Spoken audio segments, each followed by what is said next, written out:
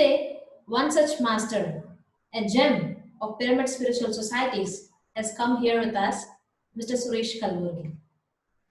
Mr. Suresh Kalburgi has got introduced to meditation about 10 years ago. He had actually started his career as a co-founder and CEO of Digicom. He was also heading as CEO for Regeneris. So my dear friends, being as a business person, and not only business person, he's also a busy person, but still, we will come to know through him how meditation has changed his life. So I'm very honored to invite Mr. Suresh Kalburgi. So welcome you, sir. Thank you, Shalini. A very happy morning to you all, masters and friends, and welcome you all to this session of meditation and talking about meditation experiences. Right. So it's indeed an honor and privilege to be associated with Pyramid Valley International, which is doing an amazing job. So, friends, what we do today is, the core of this session is all about dhyana, that is meditation. All the entire session will be about demystifying and helping all the participants to know more about meditation and the benefits of meditation. As Shalini mentioned, I have explored quite a lot of techniques and spiritual practices in my career till now, and realized that meditation is the core, and then meditation gives all-round benefit, and there are a lot of applications around meditation that we can develop within ourselves and within our groups. So this whole session is about demystifying, going deep into what is meditation all about, and helping you to realize yourself. So we'll start with a simple meditation technique. We'll meditate for a while, and then we'll understand a bit about stress and some root cause of stress. Because today situation in the world is that many might be going or undergoing stress-related issues. So we'll not go very deep into stress, but I'll just talk briefly about stress. Then we'll get into benefits of meditation, what happens, and then whether it is body, mind, or soul. So how it helps, we'll go a bit deeper into this session, and then there will be a lot of demystifying about common questions and answers, so that I can actually answer or anticipate some of the questions that a common man may have, and then talk about demystifying meditation itself, and then what are we, the ultimate goal of dhyana, or we call it as a yoga process, is to realize that we are gods. We have to unite with gods, and then we have to live in a reality that we are all gods. We create our own realities. That's the basic fundamental of Pyramid Valley and Pyramid Spiritual Societies movement. So we'll speak a bit and ponder a bit about what is God and godly approach towards the life, right? So tomorrow's session, we'll be covering a bit more, which I will talk later if time permits. But yes, we have another session for tomorrow, and we'll speak a bit more on thoughts and mind power and manifestations and things like that, right? There is one simple, definition of called as stress. Stress is nothing but absence of the present moment. Okay, anything, any mind or any person who is not in the present moment is called as a stress. That is a simple spiritual definition that we can do, right? So usually our mind is in the past or in the future, past regrets and future anxiety or worries about what is going to happen tomorrow, right? So this is what actually expectations that we set or perceptions that we have.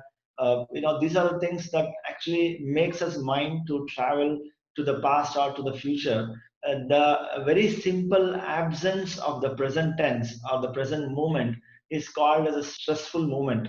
So that is what I can call it as a stress in a simple terms, right? So when we talk about more on stress, so what are the different type of stress? What happens here is there are various different type of stress that we undergo, and there is a whole lot of science involved in studying about just the stress. There can be few thousands and few lakhs of stress points that we all talk right? So broadly, we can actually call it as physical stress and the mental stress.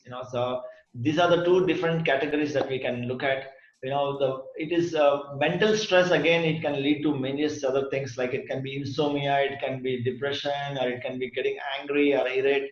Or physical stress can be like diabetes or BP or arthritis. So anything that we call the so-called the physical ailments, they are all because of the psychosomatic issues, right? So it all starts from the mind and then it leads into the body. So broadly, even if it was anything that we classify stress into, it can be in the form of physical stress and the mental stress, right? So within that, there are so many other branches which are there as a medical sciences and psychological patterns and things like that that are there to study about these kind of stresses. But there are only two main roots that are there for stress. That is the physical stress and the mental stress, right? So when we don't have to really get deep into that, but just wanted to get some basics out of for you all to understand what is stress and all about, right? So and what is the root cause, right? So what is the root cause? So why do we get stress? So Master, let's look at what actually leads to, though I said in a very broad sense that, absence of the present moment is a root cause of all the stress, or it is actually a stress creator. So when we talk about it, there are a couple of things that I would quickly like to highlight here. One is called expectation, and then other one is called acceptance. Okay. So as a human being, right, we have a lot of expectations, that is called korikegalu, or intentions to achieve this and that and things like that. So we all have expectation that I will score 100 out of 100 in the class, or I have to be the CEO of this company, or I have to be the principal or headmaster of this college or school, right? So there are a lot of expectations, but we all put a lot of efforts. But when we get the results out of it, right, we will not accept the results what we get, because most of the time or some of the times we don't get the results as we expect. And then the expectation and acceptance are like two sides of the coin. You need to have a head, you need to have a tail.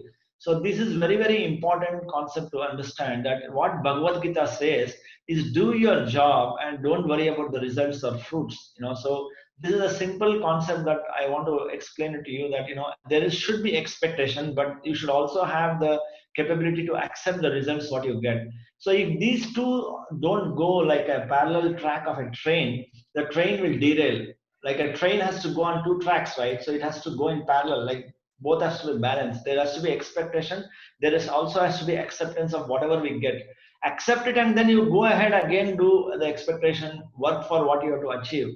So this is very, very important, like balancing two sides of the coin, right? So when you don't have a balance of expectation and acceptance, then you create stressful moments for yourself. And the other one is called as the ego, right? So you have a certain ego or image that you have created, that I am the head of this home. How dare you can do this job for me, or I am the head, or I am the CEO of this company. So how dare you don't ask, or how dare you don't consult me, how don't you respect me? So these are some of the things that we have created our own self glorifications or self image. And if something is not met there, then your ego gets hurt. And that's the ego that we have all have, right? So unless we dissolve and accept, or take everyone as commoners and take everyone as gods and same masters, so we have our own egos, then again you have a fighting within your mind, then it creates a bit of stress, right? And the other part of it is we call it as a perception, right? For any given situation, for any given instance, we all have our own perception towards a particular person, particular object, particular situation, or particular happening in your life, right? So like say there is a famous story about four blind men, given to express or give their opinion about an elephant, right? So one blind person holds a trunk, and then he says it's a big snake, or some person holds ears and says it's a big fan blade, and some person holds a leg and it says it's a pillar, or one person holds a tail and it says like a broom, right? So they are not wrong from their side, but is it a truth? Is it the truth? But the truth in a limited way, but it's not a holistic truth, right? So each one has their perception, and each one are having their limited domain or the boundary of thought process, right? So usually what happens is, we tend to catch up a wrong perception of a situation. We tend to got a wrong perception about a person. So this all leads to misunderstandings, and create a lot of chaos in our life, and a lot of confusions in our life. So this is all very, very important. So one is the expectation and acceptance, the other one is our own ego, and the perception of any situation, every situation that we undergo in our life. So these are some of the key contributors which actually leads to a stressful situation or stressful life. But who ultimately is responsible for expectation? Who ultimately is responsible for acceptance? Whose ego is that? Whose perception is that? Right? So ultimately, when you see, it is my expectation, it is my acceptance. I am the one who is not accepting the situation. I am the one who is creating an expectation, and I am the one whose ego is bothering, and I am the one who has developed these perceptions in my life. So one thing what we have to understand is, there is no one responsible for the stress that we undergo. It is only me who is responsible. Like when you point a finger out, it actually points, the thumb points to you, saying that you are the responsible person. So you think about yourself. So masters, I want to reiterate or insist here that, self-study or knowledge about the self, or knowing and spending time on understanding yourself, is the most important study we have to undergo. And if I understand myself, if I understand the self, then solving the problem of all other things, thousands of stress points and stress situations, is very, very easy. It's just going to happen like this, right? So let us dedicate this session just to help we all understand about ourselves. Between today and tomorrow, in our sessions, we'll be talking everything and anything will be talked about is thought process, meditation, and your own self, right? So let's move forward, friends. I hope you understood this concept, that we are responsible for all the stress that we create. If you see this image, masters, what you see is a Mumbai local train, right? So I have been into Mumbai local train. So it's very easy to travel in Mumbai, right? So how easy it is that, you just need to stand in between the train doors and the crowd. They will lift you up and say Ganapati Bappa Moria, then they'll get you inside. And then if you want to get out of the train, it's very easy. And then they'll just get you out of the train and just land you out. It's such a easy task to travel in Mumbai local train, right? It's effortless, I will tell you, right? So if you look at this train station, this is actually called a CST main, or a Chhatrapati Shivaji terminal. Every 2 minutes or 3 minutes there is a train. Every 5 minutes there is a fast train, and there are 7 to 8 million people who actually travel in a train every day. But why am I relating this meditation to a train station? So like if you go to a train station like this, will you realize how many people are traveling? Who are those people? What is the relationship between those people and myself? And where are they coming from? Where are they going? What is the impact of that person in my life? So do you have any awareness about that? Can you really make out of it? It's absolutely very difficult, right? So unless you know someone personally, but out of this entire mass of people, okay, so there are so many thousands of people and lakhs of people there. So this is exactly the state of our mind before meditation. Okay, this is called as an unconscious state of mind, or 99.9% unconscious state of mind, where the number of people here are number of thoughts in my mind, right? So this is the initial state of before getting into meditation, where it is called unconscious state of mind, where awareness is absolutely lagging, and then it's all about chaos and confusions, right? And what happened in just in one session of meditation, we did is we cleaned up the mind, we trained the mind to observe the breath and don't go with the thoughts, right? So by gradual practice, what happens here is, you can see this image. So what you see here is a bus station, right? The bus station, how many people are there? In this, there were thousands of people, but here you can see there are a few hundred people, right? So few hundred people means It is like there is some visibility, like, you smile, look at some person and smile, and then make friends, and then you realize that, he's traveling with me every day or she's traveling with me every day. You get up in the same station, get down at the same station, right? So there is some degree of consciousness that comes, right? In this, in the first stage, if someone tells you that, why are you so angry? Then you say, oh, I'm not angry, you are angry. How dare you tell me I am angry? That's the level of conversation that can happen, right? That's how it will be in an unconscious state of mind. But here, when you come to the second stage, right, you will start seeing some glare of things, oh, I felt jealousy about that person. Oh, I had a wrong perception of this person, I should change it. Oh, I thought a bad thought about this person, or I was feeling good, I was feeling bad. You start getting more awareness about your feelings and thought process, right? It's like a small child, an infant that is born. For a few days it cannot see any colors or any aura. No, the eyes are not visible, actually it cannot see anything. But over a period of time it will start seeing the colors and aura of the mother, and the accrued images about the people around it, and then it will start opening up, and then it will see the complete picture. Similarly, when we start the meditative process, right, in few days, we will open up and see that, yes, it is my perception, it is my thought. I thought wrong about it, I thought right about it. I should have done this way, I should have done that way. So no one has to tell you that why are you angry, because you already started realizing that you are angry, then you know what to do.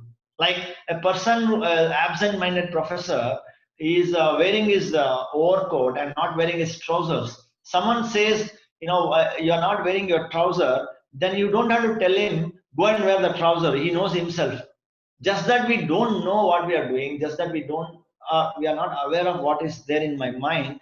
It is difficult for anyone to talk and even argue with you. But the moment you realize, no one has to teach you what is right and wrong. So this is called the process of self-realization. And when we meditate more and more, right, then we reach a state called as a state of the mind, or a state of a home, right? So what you see here, friends, is a state of a home. Like, so this body is my home. I'm staying in this physical body. This body is my home. And then I know what is there in my thought. Like in your home, where is the refrigerator, where is the washing machine, where is your washroom, where are the keys, where are your sandals, where are your kitchen items. Everything is known to you. That is called the sense of awareness. And when we practice more and more meditation, we reach the state of home that is called self-realization or self-awareness. So you just look at it, Master, when a complete state of unconsciousness to a state of consciousness, like it's called 99% of unawareness to 99% of awareness. And here, what happens here is, when you reach the state of home, anyone who wants to enter your home, what do? They knock at your door, and you open the door and see who has come. And if you're expecting someone to come in, then you say, okay, welcome, Baba, and then you give them, honor them with coffee, tea, or snacks, or lunch, or whatever. If you are not expecting the person, then you say, okay, I don't need you, please go away, right? So that is a state of the mind where any thought coming to your brain or a mind, it should knock your head, and then you should allow the thought to come in. That's the level of consciousness we all should endeavor to achieve, right? So that is very, very important. I hope it gives you some clarity about what meditation does to you in simple terms. Where do we start and where we should get into, right? So this is all about evolution of consciousness, and it is all about movement of the thought process from mind, from thousands of thoughts to bare minimum or a very limited thought process which is consciously created, right?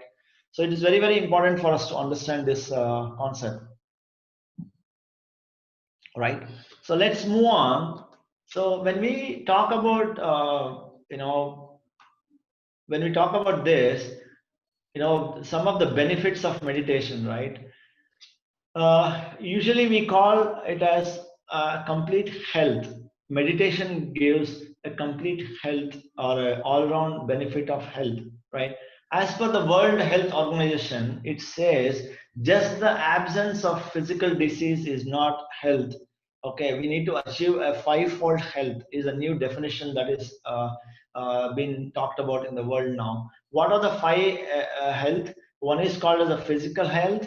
The other one is called mental health. Then the spiritual health, social health, and the financial health. Okay, one person has to be completely healthy in all the five aspects. Okay, only then we can enjoy the complete bliss of our physical life or a human life, right? If I'm missing a physical health, right, then I cannot enjoy my life because I cannot eat or I cannot move around, I cannot have a moment or a joyful life. And when I am having a complete a very great physical body, you're so handsome, so beautiful, but your mental health is pathetic, right? Someone speaks to you, then you slap on their face or you go quarrel with them. You're looking so handsome, but your mental health is not in place or order. And your social health also is very, very important. Your bonding with your family members, your surroundings, the friends and relations are very, very important. And the spiritual health, the spirit is the important, right? First start comes the spirit, that is me as a soul, and then comes the mind and the physical body, the mind over matter.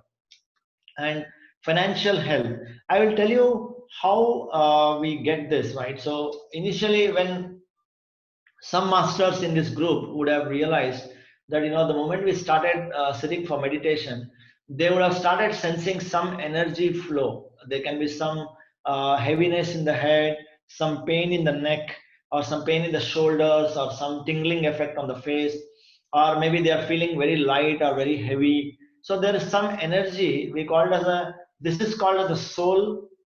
Okay, as a you or me as a Suresh, this is soul, and this is called as a oversoul.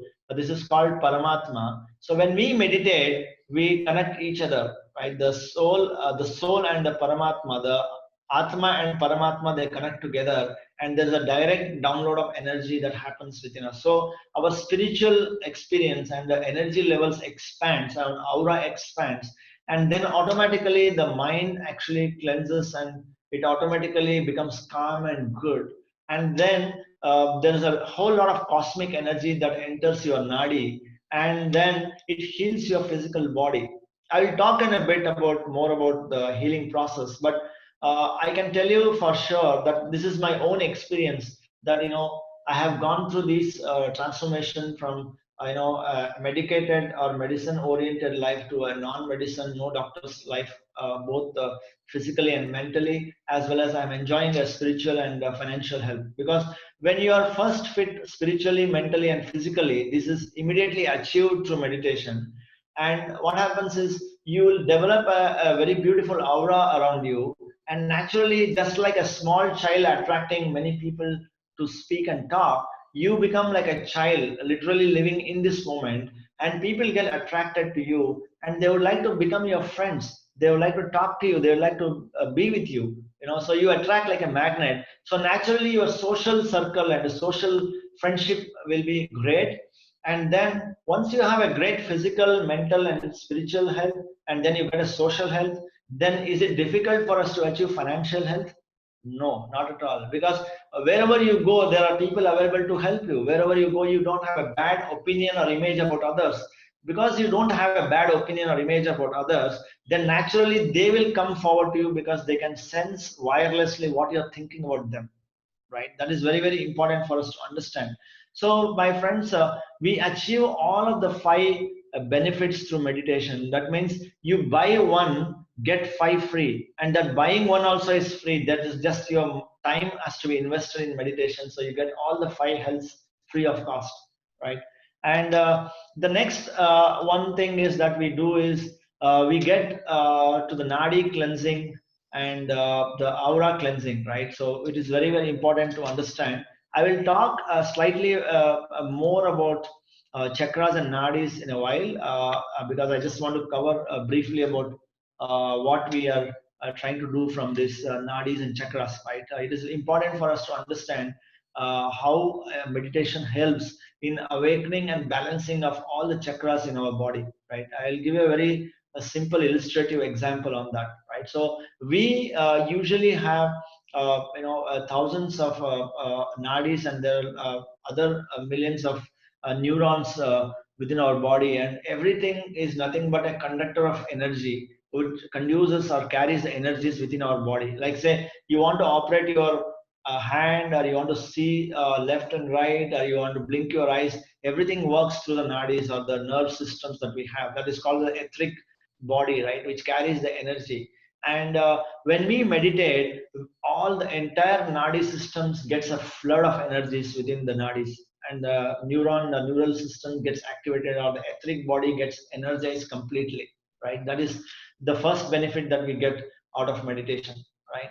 And the other thing is that definitely out of many benefits, food and weight management becomes pretty easy, because when we meditate, the first thing we do is we remove or reduce the number of thoughts, and we don't consume that much of energy. Just like a home with 100 lamps switched on gets you consumes more energy, and the home which just has the lamp on in the place where you are supposed to work, and 99 lamps are off, that means you are consuming less energy and just utilizing the energy that you are required to utilize, and you are conserving 99.9% energy or 99% energy.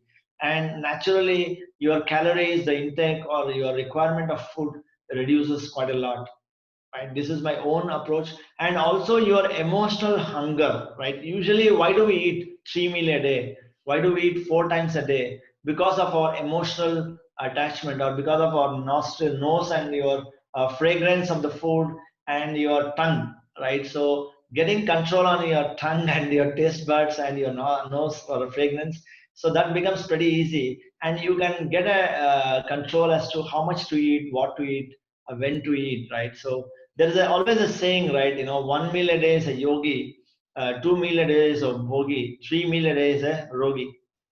So you can decide how many meal you are taking in a day, right? It is very, very important. And personally for me, right, I was just to want to give you an example. I was like very hefty, about 80-85 kilos, struggling how to reduce my weight. But in 2010, when I was actually getting into very advanced experimenting on myself with meditation, I was in Singapore for a year, so I used to hardly have any meal. I could only take 2 full meals in a week, right? Then the rest I was just living without food or just a coffee a day. That should be the way my living was. And I dropped almost like 300 grams a day. And I used to meditate the whole night and still go and work in the office since morning and the night.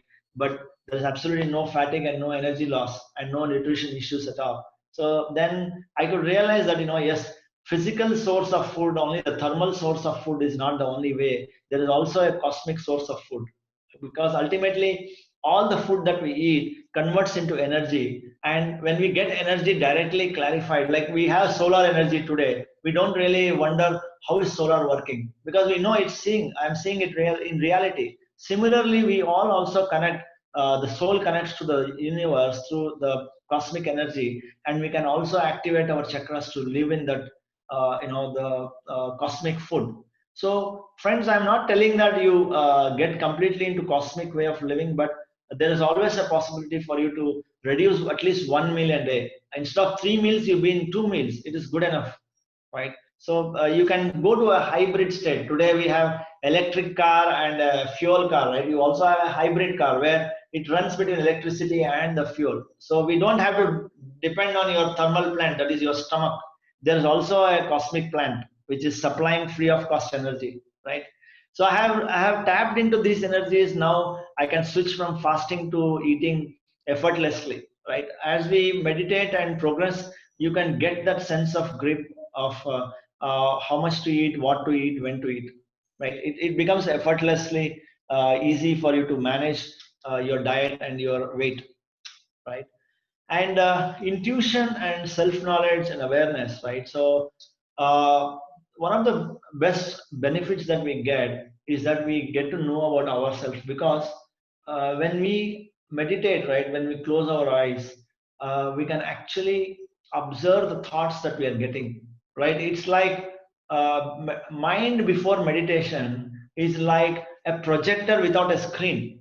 You don't know what is the movie that's going on in your mind, right? And when you meditate more, you are actually projecting every thought in a moment, and then there is a projection screen, because your eyelids, when you're closed, you start observing so many thoughts, right? So what happens here is you will become more aware of the thoughts that you're getting. What sort of thoughts you are getting? Why are you getting so many thoughts? And then also you are going to edit and reduce the number of thoughts that you're getting, because in meditation you are again going back, come back to your breath. So what happens is you are reducing the number of thoughts in the mind, right? With that, your awareness of what is right, what is wrong, what you're supposed to speak, how much you should speak, whom you should speak, when you should speak, this is all about self-knowledge and self-awareness. As we progress more and more, then we open up something called the third eye, or intuitions, that gets developed automatically, right? Master, I want to spend a few minutes on the chakra activation process here, right? So this is I just want to present it in a very layman's term, right? What is a chakra? How does it work? What are the benefits? How do we activate, right? So there are so many people make it so complex that a Kundalini Jagrana or Kundalini awakening, is it really happening, or is it, how do we do it, or what do we do it? Is it a master? You have to go and talk to him. You have to take a training for this. So nothing has to be done. The Kundalini awakening is a natural, normal process that every master who is into meditation can experience it, right? I would call it as a river flow method, right? A river knows where to flow. You don't have to teach a river where to flow. It will flow to the sea, right? Similarly, our chakra also are like this, right? So what you see here, master, is actually a person sitting for meditation, right? So we usually have 7 chakras, right? We all know this. The typical layman's term, we have 7 chakras, but beyond we say we have 12 chakras, right? One below the body and 3 above the 4 above the our physical layer, right? So then 12 chakras that we talk about. But for now, we'll just restrict ourselves to 7 chakra method. It's like 7 colors in the white light, okay, and 7 chakras, right? We have the 7 colors within our own body also, right? Starting from the lowest chakra, that is called Mooladhara, and the lowest frequency called the red color, going up to the violet, so low frequency to the high frequency, right? So masters, just imagine that your body is like a tank, right, of water, right, with the 7 layer taps open. So you can see in this image that there is a tap that is flowing out, right? It is a red color. And what happens here is, when we meditate, as I mentioned to you, masters, the soul connects to the super soul, right? So what happens is, when they connect to each other, what happens here is there is a flow of energy that happens, and it starts filling from the bottom up, right? In a given tank, wherever you fill the water from, where does the water start filling from? It starts filling from the bottom up, right? It doesn't start filling from top and then comes to the bottom. No, wherever you pour the water from, the water flow starts filling from the bottom, and the first tap, that is the lowest level tap, opens up first. That is called Mooladhara chakra. So let me tell you what a chakra is, right? So usually we have 3 main ingredients of a human life, right? One is called as a body, the mind, and a soul, right? Or an emotional body, the physical body, and a mental body, right? And a chakra, and what you see here is called as Sushumna Nadi. This is called as the energy flow, or the backplane, or a backbone of the human system. And the energy is always flowing into this. But the emotional body and the mental body, the physical body and the mental body, actually depletes us from the energies, right?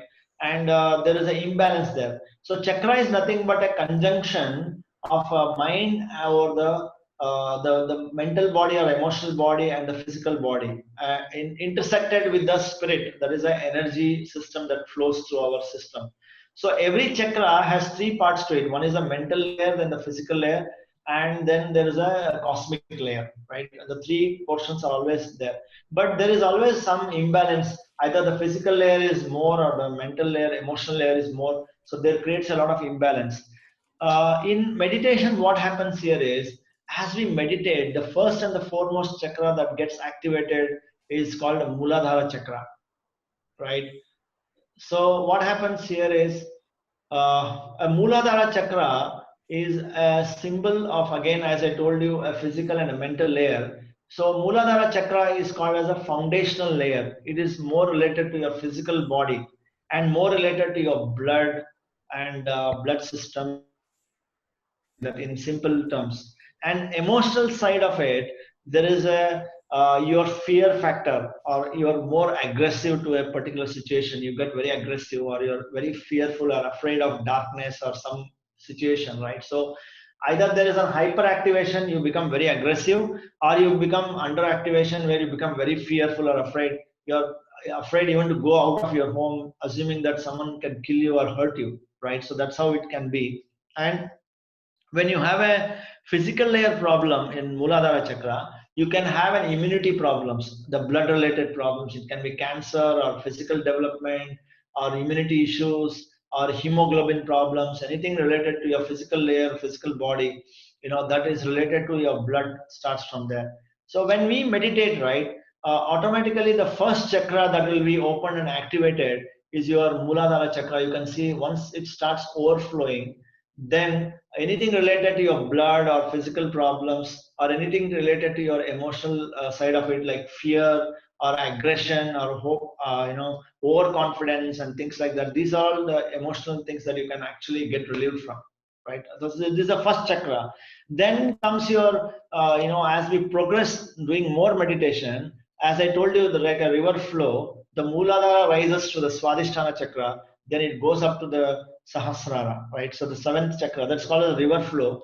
So Swadhisthana chakra is one which is just above your rectum. It is just below your, the nabi, right? So this is actually the seat of emotions. This is actually the seat of your relationship with yourself and your society, your family, and that is all to do with Swadhisthana chakra. And it is called as a water element. The Mooladhara is called as the earth element. The Swadhisthana is called as a water element. And physical layer, it is all about your kidney, the spleen and livers, and also your hormonal glands. The male and female sexual glands and organs. Okay, everything to do with your emotional body. It is in this Swadhisthana chakra, right?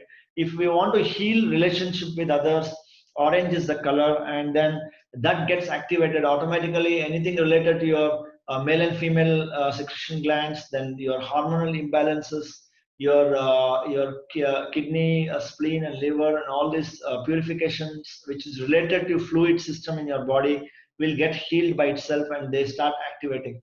Right, that is all on the physical layer. But emotionally, you may get a mood swing or depressive mind or relationship problems between yourself and your friends or relations.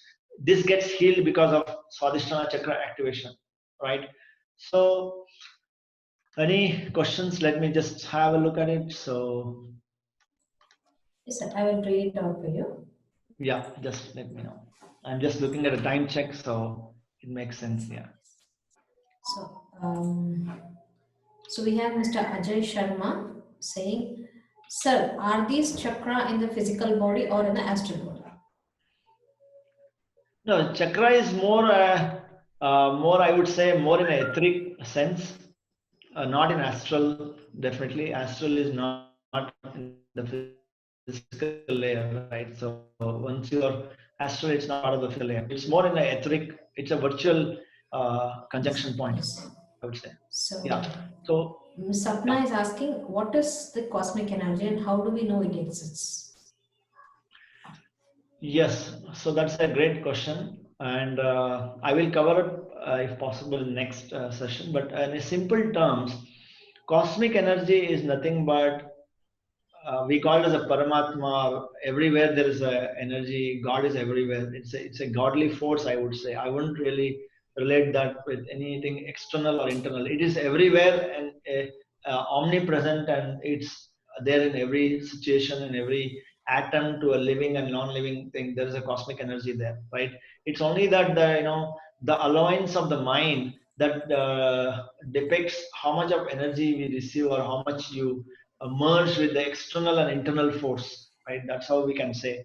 Usually, our mind is like a regulator between the electric source and the fan, which limits the speed of the fan. right? So usually our mind is filled with lot of thoughts, where though there is a lot of energy, but my nadis doesn't receive it, because my mind is filled with a lot of thoughts, right? So it's something like, you have a lot of sunlight there, but your window pane is completely black or dirty, right? The moment you clean it, the rays of the sun will come in, right? So similarly, the inner, we call as an atma, has a limited potential source, and you have a paramatma, which is like a radio signals available everywhere. When you tune your radio, you receive that music, you receive that news channel, right? Something like that. And when we meditate, that means we empty our mind, we receive a flood of energies, connecting the yourself to the over self, and then, like, it's connecting like two tanks of water. Like if you connect two tanks of water, in one tank there is a complete full water, and the other tank is empty. And when you connect both, right, what happens?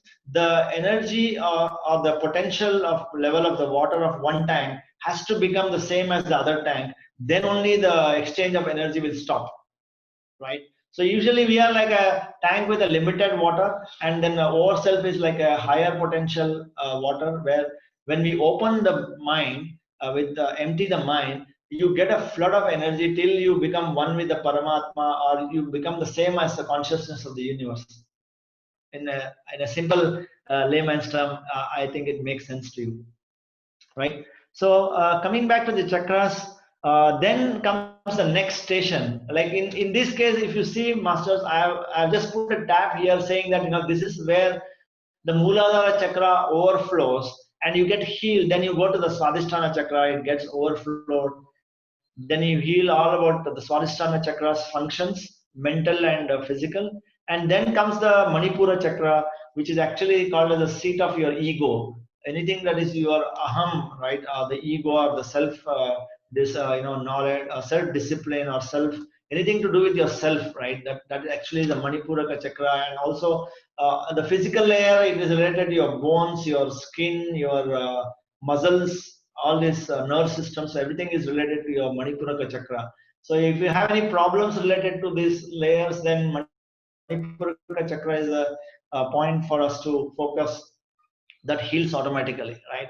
And it's all about the ego, right? Anyone living in this state, like, it can be a politician or it can be some egoistic person, so it's called the ego center. So the moment you ascend this chakra, it gets opened up completely or activated, then we lose our ego, and then automatically our bones or the muscles or the skin related problems, nerves, that gets healed automatically, right? So, and I would really want to cover everything, but yes, just wanted to explain a bit and help you understand. So the process itself is called a Kundalini awakening process, right? From activating the Mooladhara to the Sahasrara, then you go to the Anahata.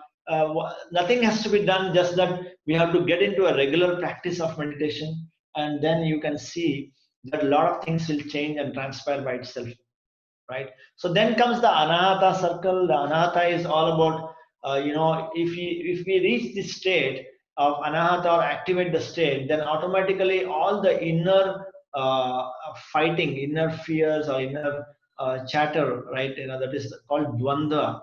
That Ahata in your body will, all Ahata in your mind, the noise in your life will come to a complete standstill, and you will become naturally peaceful. You will become naturally blissful and loving, and you start receiving love and overflowing love from your side. So that is called the heart chakra.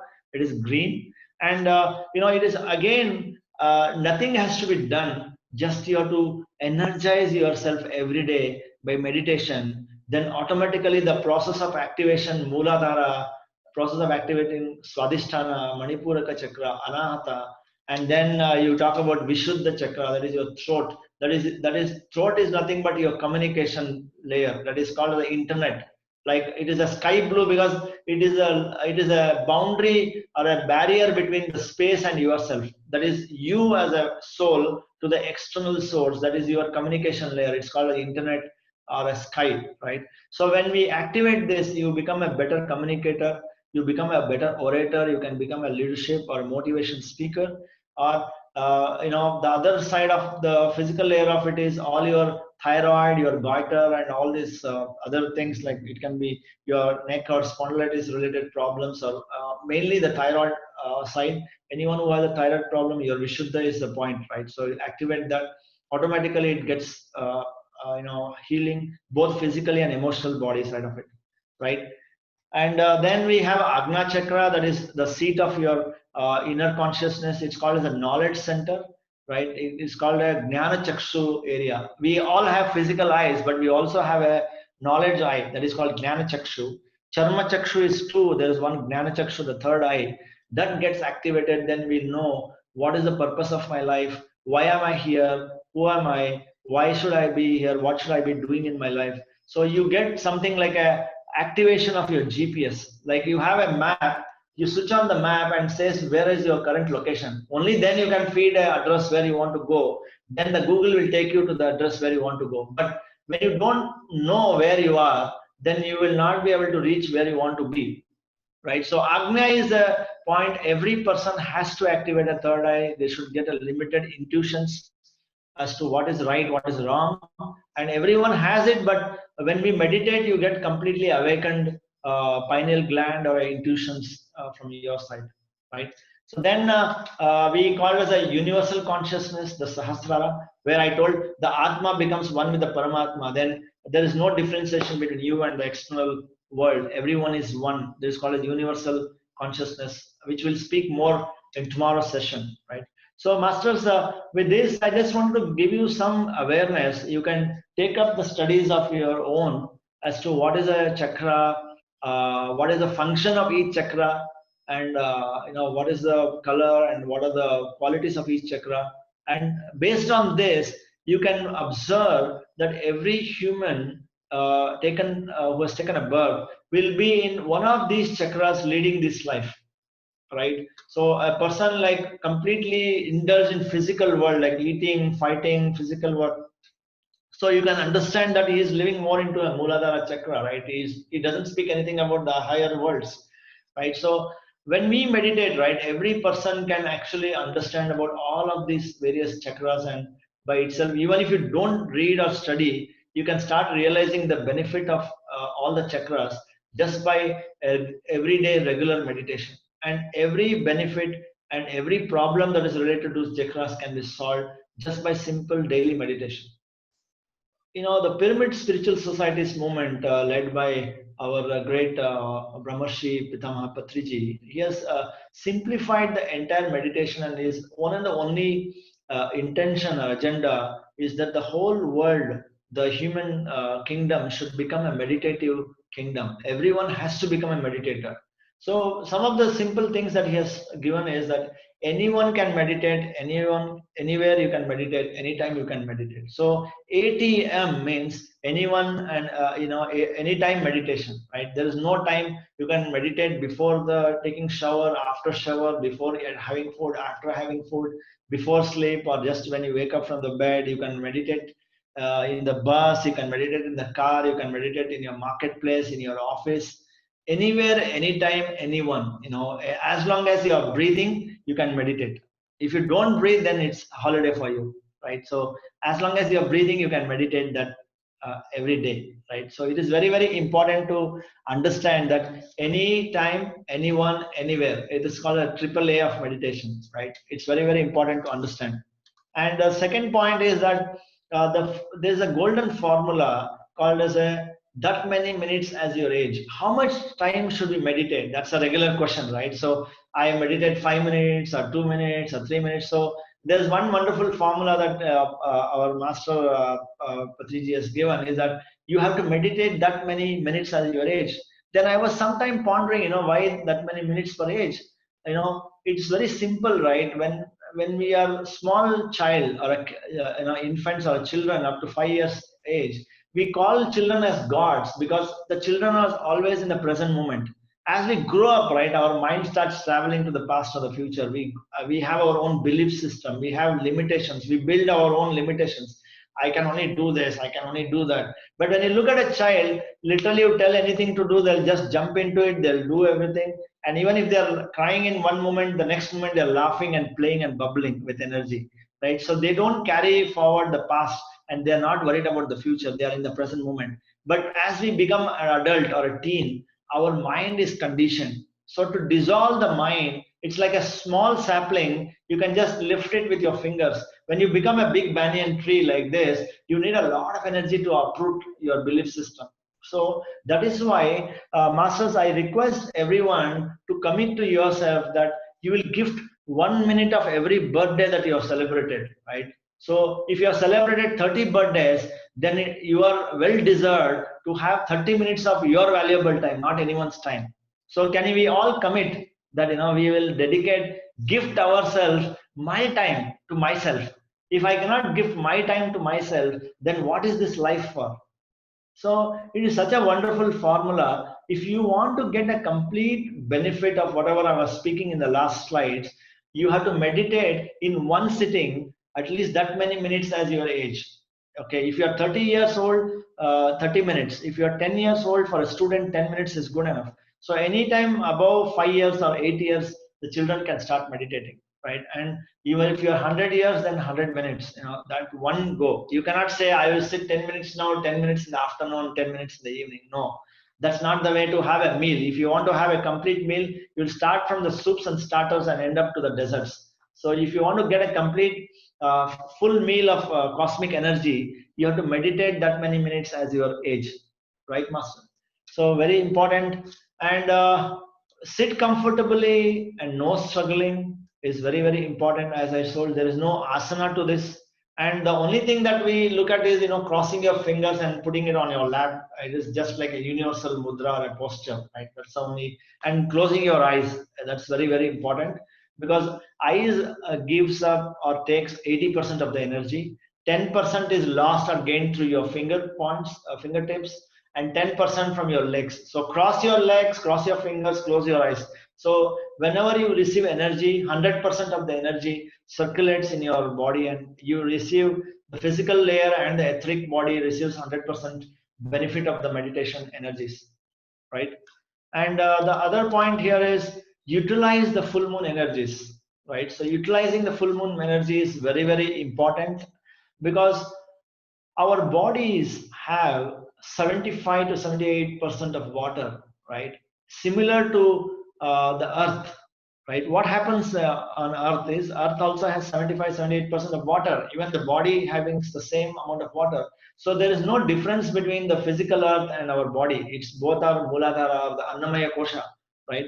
And what happens during a full moon night is that you have a high tide, right? When you have a new moon, there is a low tide or a high tide, so that it keeps fluctuating or oscillating from high and low. Similarly, within our body also we have hormones, the water element in our body and the mind, it fluctuates. And when the earth and the moon comes, when the sun and the moon directly illuminates each other, we get a lot of shower of energy, and we can meditate on a full moon to get 3 times more benefit than a normal day, right? So, and all our emotional body get healed because of full moon meditation. And another important point to notice is that pyramid meditation and group meditation is again 3 times more powerful, right? We have a great serene Pyramid Valley International in Bangalore. So as it opens up after the lockdown, or whenever it is open, please take a trip or a visit, or even you can stay in Pyramid Valley with your families, meditate there, read books, enjoy the serenity of the surroundings with trees and birds, right? It's a great place to stay. And also group meditation gives 3 times more benefit, because like when you have a one candle lit and hundreds of candles lit, you can imagine how much of induction effect that you will get. So a group meditation definitely gives, like you are a family of 3 or family of 2 or family of 5, always try to see if you can meditate together, or connect with the groups you can meditate together astrally also, where we can all connect together on meditation plane, right? It's very, very important for us to meditate in group, and it gives immense benefit to us, right? So masters, it is very important to understand this concept, right? We can teach meditation to everyone, right? Anyone and everyone can teach meditation, right? It is very, very important. The moment we know how to meditate, that is good enough.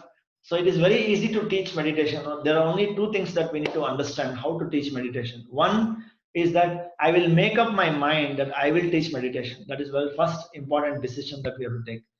The second thing is it is very easy and quick to teach meditation. It will take hardly 10 seconds that you have to just close your eyes, cross your fingers, cross your legs, observe your normal natural breath.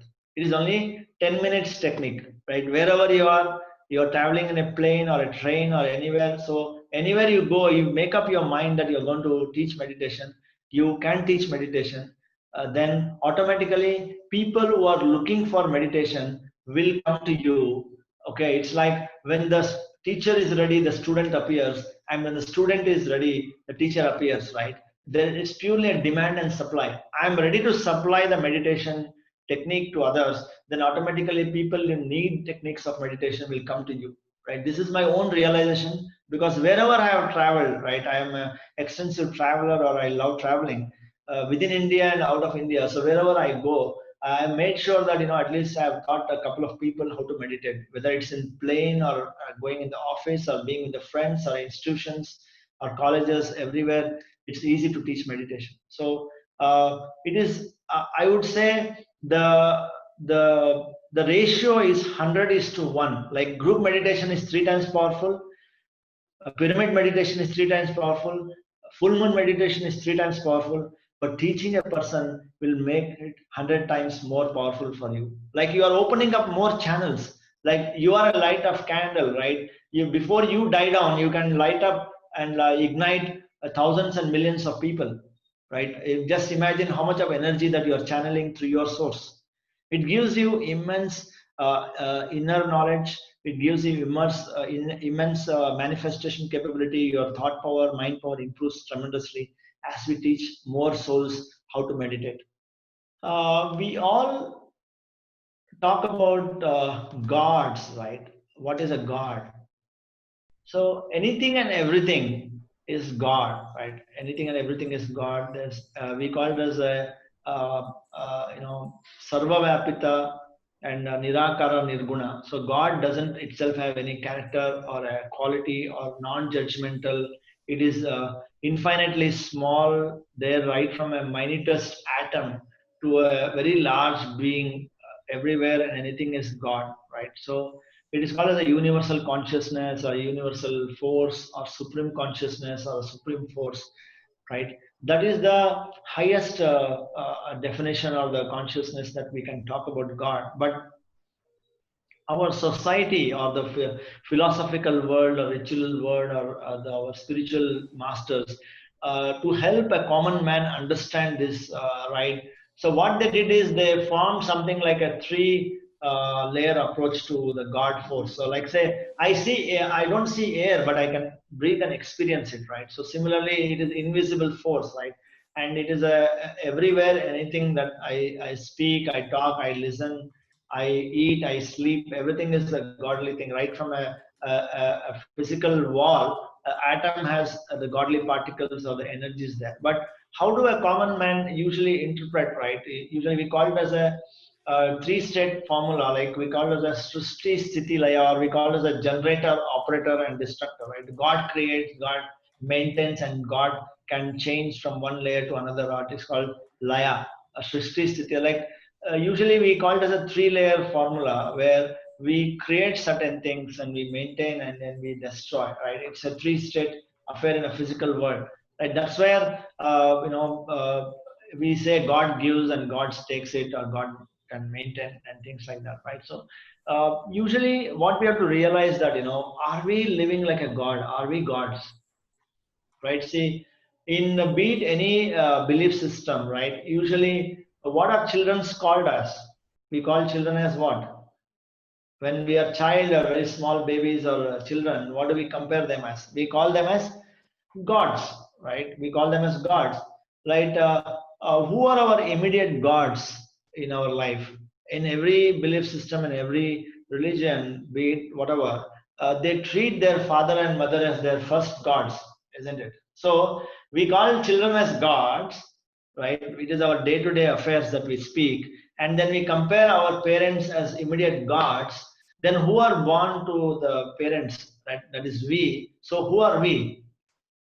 So we are also gods. We can, if you take a drop of water out of an ocean, it becomes blood or anything else. No, it is still a water. If you take a drop of milk from 1 liter of milk, it is still a milk. It has the same characteristics. So in our day-to-day affair, right, we don't live in the realization that we are a godly being. We are a godly particle, right? We call the children as God. We call parents as God, but we ourselves don't consider that we are the gods. We are creating in every minute, every moment, we are creating our realities, right? So it is a thought or an intention that you create, that think that, I'm going to make some coffee, right? Then even if there is no coffee powder, right, you can go and bring it. Even if there's no water, you will bring it. Even if there's no milk, you can bring it. Even if there's no sugar, you can bring it. Even if there's no gas, you can still get it, right? So everything comes after you make an intention in the mind that I want to make some coffee now, right? So the first and the foremost step in making coffee is your intention or a decision to make some coffee, right? And has it happened anytime that you started with coffee and ended up with sambar? Never, right? So what happens here is the first creation happens in the mind, that is called Srushti, and then whatever comes out in a cup, right? It is a coffee, right? You hold the coffee, it is called Sthiti. That means you have created, it is called Sthiti or a creation. And then it ends up into your stomach, that is called your thermal plant. It becomes Laya. Okay. So generation, operation, and destruction, right? It is called Srushti Sthiti Laya. Whatever we are doing this, like, godly creation is as simple as making a coffee. Whatever you thought, it became a reality in no time. It became coffee, and it became a transition from the thermal energy to another electrical energy in your body, chemical energy in your body in no time, right? And whatever you decided to do, it became a reality, right? Similarly, we are doing this Brahma, Vishnu, Mahesha, or Srishti, Sthiti, Laya, or generator, the manufacturing, maintenance, and destruction in every minute. And there is always a saying that, a person who can create small wonders can create a big wonder also. A person who has worked as a servant can also rule like a king, right? So we are creating these small realities every minute and every moment, but we don't realize that we are shaping our future, we are shaping our life just by the thought process that we are getting in the mind, right? So we are the real gods and we are the real creators, but unconsciously creating the life that we are. So meditation gives us the power to really become conscious and expand our manifestation capacity, expand our creation capacity. By we call, you can see it in this image, right? We call it as small gods. Small gods is what, all the people who are actually normal human beings, like you call as a father and mother. They have a liberty to create their family or destroy their family there, because the field of attraction is only up to the family. When you talk about a minister of a state, he has a field to create a state or destroy a state. If you talk about the prime minister of a country, how did he reach to the point of the top of the pyramid? Like, he's the top of the country, right? It is he who has understood his capability. It is he who has understood that yes, he can create and mold a country, and then the rest of the energy comes to him, right? So we as a humans, we should realize that we are gods come in a human form, and we are creating our own realities, right? So that is what I want to drive at the end of this session, master. So let us all live a godly conscious life and create the world we want, create our own personal life, the social life, and the spiritual life, and the worldly life in a very conscious way, and using our thought process, our kriyashilate, our sankalpa shakti. Let us create what we want consciously, and let us maintain those which is required for us, and destroy or clean up that which don't need, clean up the clutter that we don't need in our life. So this is the final message that I wanted to give it to you, masters. So, and thank you very much for your patience and understanding, and it's been a great participation by each one of you.